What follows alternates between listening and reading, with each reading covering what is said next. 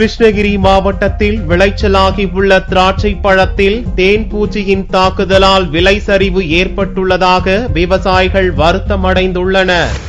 கிருஷ்ணகிரி மாவட்டம் வேப்பனப்பள்ளி, போச்சம்பள்ளி, அத்திக்கானூர் பகுதிகளில் திராட்சை சாகுபடியில் விவசாயிகள் ஈடுபட்டு வருகின்றனர். இங்கு உற்பத்தியாகும் திராட்சை பழங்கள் தமிழகத்தின் பல்வேறு மாவட்டங்களுக்கும் அனுப்பி வைக்கப்படுகிறது. தற்போது திராட்சை விளைச்சல் அடைந்து அறுவடைக்கு தயாராகி உள்ளது.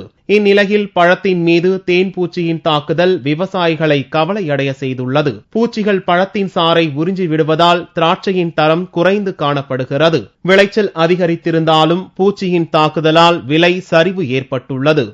16 மாசம் ஆகுது. இதுல பழ அறுவடைக்கு நல்ல கொஞ்சம் விளைச்சல் வந்தது.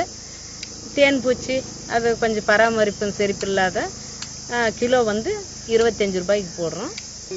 தேன் பூச்சி அடிச்சதுதான், தேன் பூச்சி தான் அதிகம். வேற என்ன நோய்க்கெல்லாம் விடல, தேனிக்கு மருந்து அடிக்கல. தேனி தான் பாதிக்கு பாதி சேதாரம். அது உறிஞ்சிருது அப்படியே பழத்துல உட்காந்து ஜூஸ் எல்லாம் எடுத்து.